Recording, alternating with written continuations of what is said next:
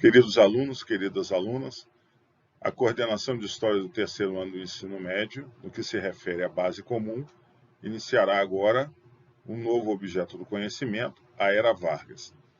Esta é a primeira aula de 4 previstas, nesta semana 19, que vai de 31 de maio a 4 de junho de 2021. Retomemos aqui o cronograma do segundo trimestre letivo. Então, vemos aqui que o trimestre iniciou aqui, na semana número 15, e irá até aqui, a semana de número 26. Lembrando que nós temos um período de prova, que já comentaremos aqui, na semana 20, um novo período na semana 23, e encerraremos os assuntos desse trimestre aqui em agosto, nesses 2 fins de semana. Vemos aqui os objetos do conhecimento da base comum.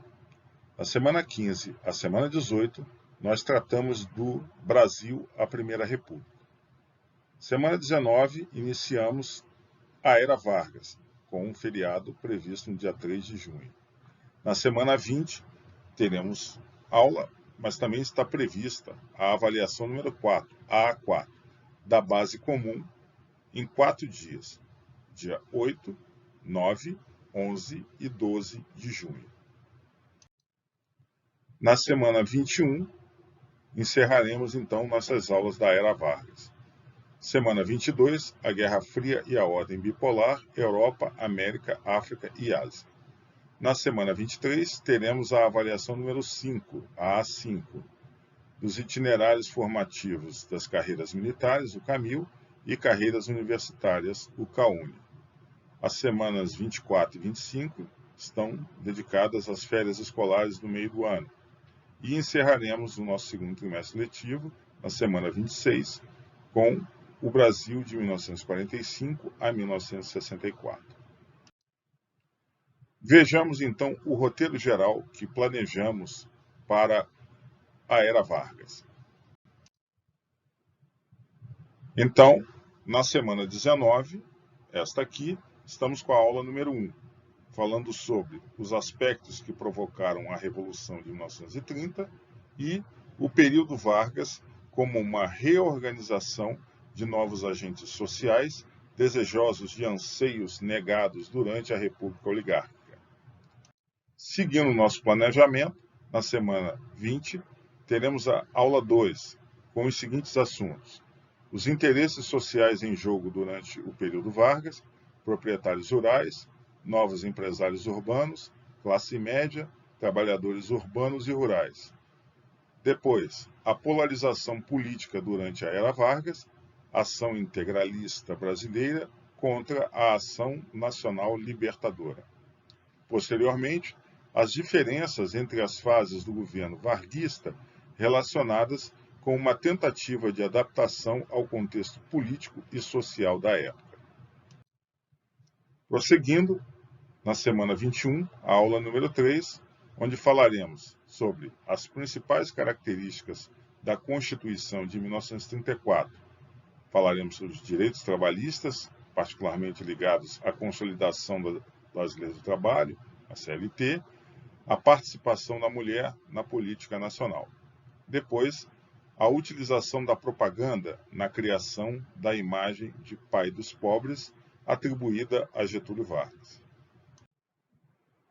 Fechando então o nosso planejamento na semana 22, com a nossa aula 4, o Estado Novo como resposta às polarizações ideológicas e aos interesses de camadas sociais do período, e a queda do Estado Novo, a participação do Brasil na Segunda Guerra Mundial e a ascensão dos Estados Unidos da América no cenário internacional. Vejamos algumas fontes de consulta para este objeto do conhecimento. Como fonte de consulta básica, o nosso livro-texto de Gilberto Cotrim, no seu capítulo 46, Era Vargas, que vai das páginas 658 a 675. Como fonte de consultas opcionais, colocamos esse vídeo, Guerras no Brasil, a Revolução de 1930, do YouTube. Também colocamos algumas obras, né, como a de Alcir Lintz Geraldo, 1930, O Furacão Veio do Sul, da Biblioteca do Exército Editora. O livro de Boris Fausto, nosso historiador, A Revolução de 1930. E também de Juremir Machado da Silva, 1930, Águas da Revolução. Prosseguindo, Hélio Silva, outro nosso historiador, 1930, A Revolução Traída. E também fala de Hélio Silva, Os Tenentes no Poder, também falando sobre a Revolução de 30. Vemos aqui também um livro mais atual, de Lira Neto, Getúlio, 1882 a 1930, dos anos de formação à conquista do poder. Colocamos também o livro de Domingos Meireles, 1930, Os Órfãos da Revolução. Temos também um grande apoiador de Vargas, Oswaldo Aranha, com uma biografia sobre ele. Temos também o livro de Daniel H. de Medeiros, 1930, A Revolução Disfarçada. Finalizando, obras de ficção baseadas em fatos, temos aqui um documentário feito por Silvio Bach, Revolução de 30.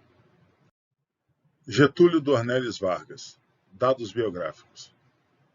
Ele era advogado, nascido na cidade de São Borja, estado do Rio Grande do Sul, em 19 de abril de 1883.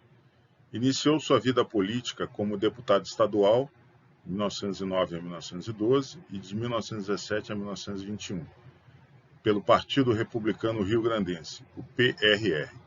E na mesma legenda, foi indicado e eleito, em outubro de 1922, à Câmara dos Deputados e, em 1924, reeleito deputado federal, 1923 a 1926. Com a posse do presidente Washington Luiz, em 15 de novembro de 1926, assumiu a pasta da Fazenda, permanecendo no cargo até dezembro de 1927. Eleito presidente do Rio Grande do Sul, tomou posse em 25 de janeiro de 1928. Em agosto de 1929, formou-se a Aliança Liberal, coligação oposicionista de âmbito nacional, que lançou as candidaturas de Getúlio Vargas e João Pessoa à presidência e vice-presidência da República, respectivamente.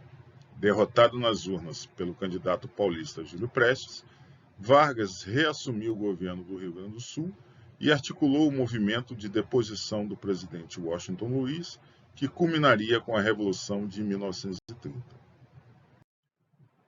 Após o exercício da junta governativa, Getúlio Vargas tomou posse como chefe do governo provisório em 3 de novembro de 1930.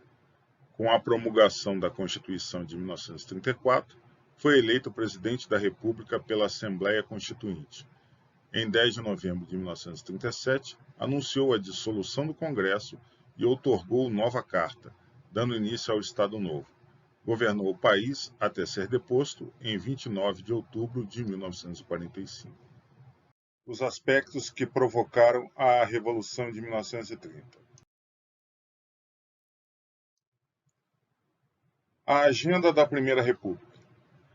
1930 foi um ano muito difícil para os cafeicultores brasileiros. Segundo o historiador Boris Fausto, houve uma queda de 35% do volume de vendas do café. Qual foi a principal causa disso? A crise mundial do capitalismo, de 1929 a 1930, já estudada por nós. Crise econômica. Foi uma crise de superprodução da indústria dos Estados Unidos da América, conforme comentado, queda do valor das ações da Bolsa de Valores de Nova York, o desemprego gerou queda no consumo, redução de vendas e, consequentemente, redução das compras. Crise principalmente do cafeicultor e a maior parte do investimento das elites econômicas. Crise política. O enfraquecimento dos cafeicultores também significou o declínio do seu poder. A crise política se manifestou na escolha do presidente nas eleições de 1930, com o desacerto entre as elites políticas mineiras e paulistas. São Paulo lançou Júlio Prestes, do Partido Republicano Paulista, o PRP, então presidente do estado de São Paulo. Minas Gerais lançou Antônio Carlos Ribeiro de Andrada, do Partido Republicano Mineiro, então presidente do estado de Minas Gerais. Lembrando que o cargo de presidente equivale hoje ao cargo de governador do estado. Vemos aqui, então, à esquerda, um cartaz visando a eleição de Júlio Prestes, e aqui à direita, a imagem de Júlio Prestes. Aqui temos duas imagens de Antônio Carlos Ribeiro de Andrada, de Minas Gerais. A Aliança Liberal. A crise política do café com leite permitiu à oposição a conquista de espaço político e a formação de alianças. Aconteceu então o nascimento da Aliança Liberal, a AL, reunião de líderes do Rio Grande do Sul, Minas Gerais e Paraíba. Esta Aliança Liberal lançou Getúlio Vargas, do Rio Grande do Sul, para presidente da República, e João Pessoa, da Paraíba, para vice-presidente. Vemos aqui, então, à esquerda, Getúlio Vargas e à direita, João Pessoa. Vejamos aqui o programa de reformas da Aliança Liberal. Primeiro, incentivo à produção industrial. Segundo, instituição do voto secreto. E, em terceiro, criação de leis trabalhistas. Ela recebeu grande apoio das classes médias urbanas e dos militares ligados ao movimento tenentista. Temos aqui, mais uma vez, à direita, Getúlio Vargas e João Pessoa, e à esquerda, um cartaz da eleição. O Bloco Operário Camponês, o BOC, era um bloco formado por operários e comunistas do Partido Comunista do Brasil, o PCB, na ilegalidade à época. Quais eram as suas propostas? Crítica e combate à plutocracia, ou seja, o governo dos que tivessem mais dinheiro. Cobrança de impostos somente para os ricos. Construção de habitações para os operários. Extensão e obrigatoriedade do ensino primário, que hoje nós conhecemos como Ensino Fundamental 1. E instituição do voto secreto e obrigatório, inclusive para as mulheres. E o estabelecimento das relações diplomáticas e comerciais com a União das Repúblicas Socialistas Soviéticas. Vemos aqui, então, uma foto dos fundadores do Partido Comunista Brasileiro, o PCB, em março de 1922. Vejam nos slides, no ambiente virtual de aprendizagem, quem é cada um deles. Aqui, uma propaganda do Bloco Operário Camponês para a eleição para presidente, colocando aqui Otávio Brandão e Minervino de Oliveira. Então, como vimos aqui, o Bloco Operário Camponês lançou a candidatura para presidente da República, em 1930, de Minervino de Oliveira, que teve votação inexpressiva. Foi a primeira candidatura de um operário à presidência do Brasil.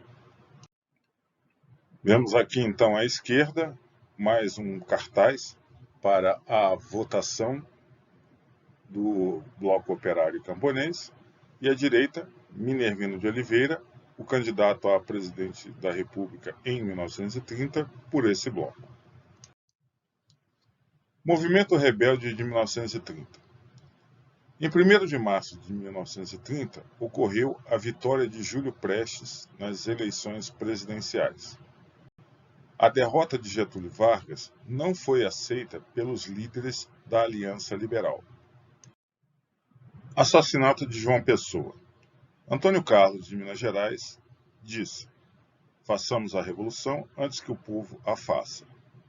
Ocorreu, então, a revolta de diversos grupos sociais em vários estados, com os resultados das eleições presidenciais e a vitória de Júlio Prestes.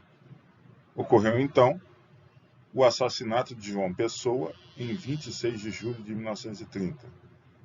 Isso ocorreu por motivos pessoais e políticos e que uniu e organizou as oposições contra o governo. Vemos aqui uma foto de João Pessoa, já falecido. E aqui uma notícia de jornal comentando sobre o assassinato do presidente João Pessoa da Paraíba. O levante militar. Início da luta armada, 3 de outubro de 1930, no Rio Grande do Sul. A luta se espalhou para outros estados, como Minas Gerais, Paraíba e Pernambuco. Qual era o seu objetivo?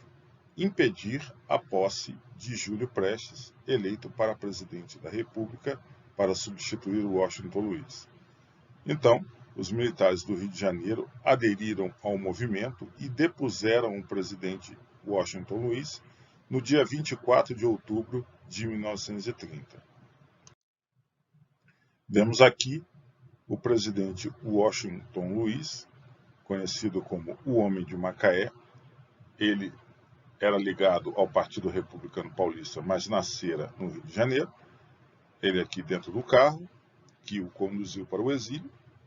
E aqui à direita, uma foto do jornal à noite, né, mostra o ex-presidente Washington Luiz deposto, indo para o seu exílio, tomando um barco que estava ancorado no Forte de Copacabana.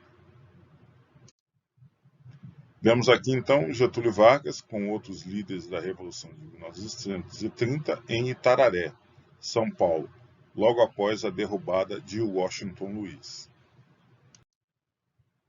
Getúlio no poder. Em 3 de novembro de 1930, no Palácio do Catete, entrega do poder a Getúlio Vargas, considerado o chefe político do movimento conhecido como Revolução de 1930. Isso marcou, então, o fim da Primeira República e início da Era Vargas, ou período getulista. Vemos aqui a Junta Governativa Provisória de 1930, que passou o poder para Getúlio Vargas. À esquerda, Isaías de Noronha. Ao centro, o general Augusto Tasso Fragoso. E à direita, João de Deus Mena Barreto. Vemos aqui, então, uma fotografia publicada na revista Para Todos com o título A Revolução Triunfante, com a grafia da época. Vemos aqui Miguel Costa, foi líder da coluna Miguel Costa Prestes após a Revolução Tenentista de 1924, o general Góes Monteiro, que veio do comando do 3º Regimento de Cavalaria de São Luís Gonzaga, Rio Grande do Sul, para ajudar Vargas a tomar o poder, e depois ele foi importante figura do governo Vargas, e aqui o próprio Getúlio Vargas. Vemos aqui, então, outra foto, né, fazendo alusão à Revolução, e em 24 de outubro de 1930, com Getúlio Vargas e sua esposa. Vemos aqui, então, outra foto dos vencedores e dos militares apoiando o governo. Vemos aqui, então, o decreto número 19.398, de 11 de novembro de 1930, que institui o governo provisório da República dos Estados Unidos do Brasil e dá outras providências. O chefe do governo provisório da República dos Estados Unidos do Brasil decreta. Artigo 1º. O governo provisório exercerá discricionariamente, em toda a sua plenitude, as funções e atribuições não só do Poder Executivo, como também do Poder Legislativo, até que, eleita a Assembleia Constituinte, estabeleça esta a reorganização constitucional do país. Parágrafo único.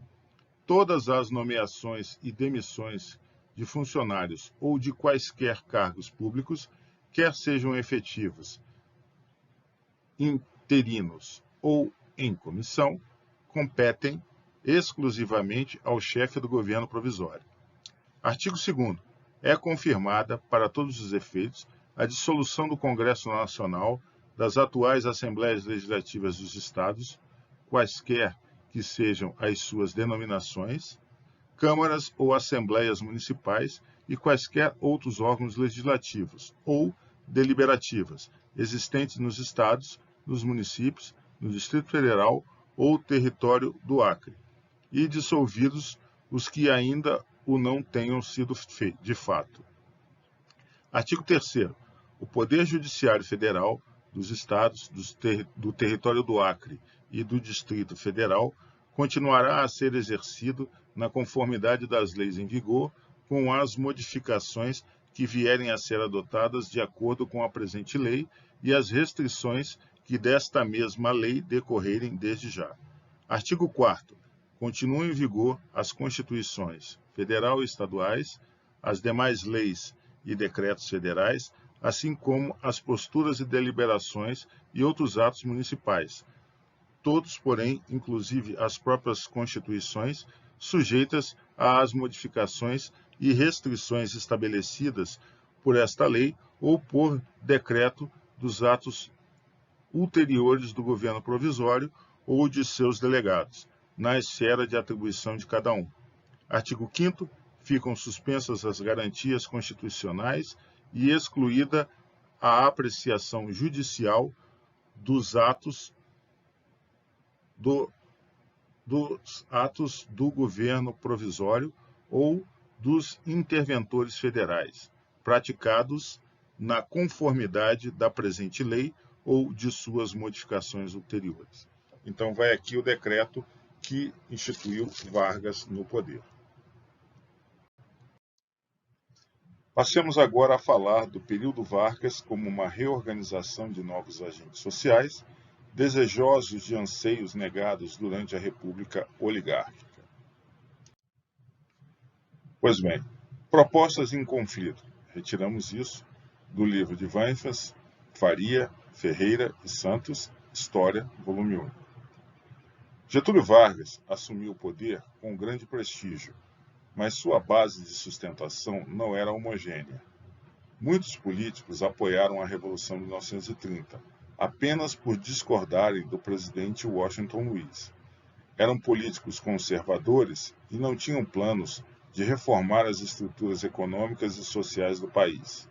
No entanto, uma nova geração de políticos reformistas defendia reformas profundas, como a educação pública obrigatória e a moralização das eleições com a implantação do voto secreto. O grupo reformista pretendia ainda aprovar leis sociais a favor dos trabalhadores e diversificar a economia, livrando o Brasil da dependência do café. Os tenentes e os políticos reformistas pretendiam construir um Estado forte e centralizado, marcado por uma política nacionalista. Defendiam a estatização da infraestrutura econômica, como o petróleo e as minas de ferro, além da criação de uma usina siderúrgica. Ao mesmo tempo, repeliam o retorno do liberalismo e do federalismo, pois dariam ampla autonomia aos estados. O Brasil era um país agrícola, basicamente monocultor, com um sistema político fraudulento e dominado pelas oligarquias rurais. Por isso, os políticos reformistas desejavam um governo provisório longo, capaz de realizar as reformas propostas e eliminar o poder das oligarquias e dos coronéis. O programa antiliberal dos políticos reformistas estava afinado com a conjuntura internacional. A Revolução Russa, de 1917, e a Primeira Guerra Mundial, de 1914 a 1918, haviam abalado o liberalismo, favorecendo a expansão das ideologias autoritárias e nacionalistas, particularmente com a eclosão da crise econômica de 1929. Getúlio Vargas, contando com o apoio desse grupo reformista, reforçou o poder do governo federal e limitou a autonomia dos estados, enfraquecendo as oligarquias regionais.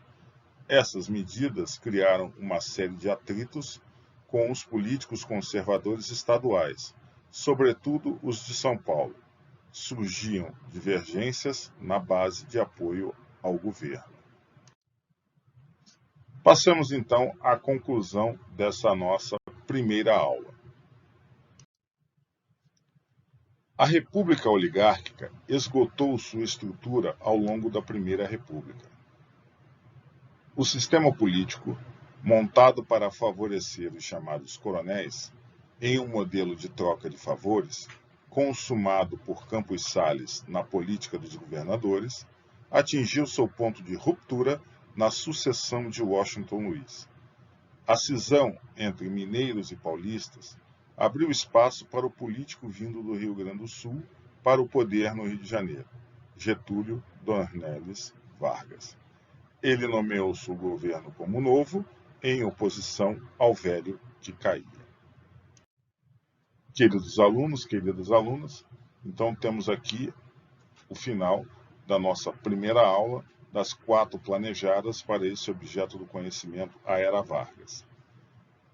Por favor, caso tenham alguma dúvida, algum comentário, coloquem no fórum do bloco desta sequência didática. Até a próxima aula.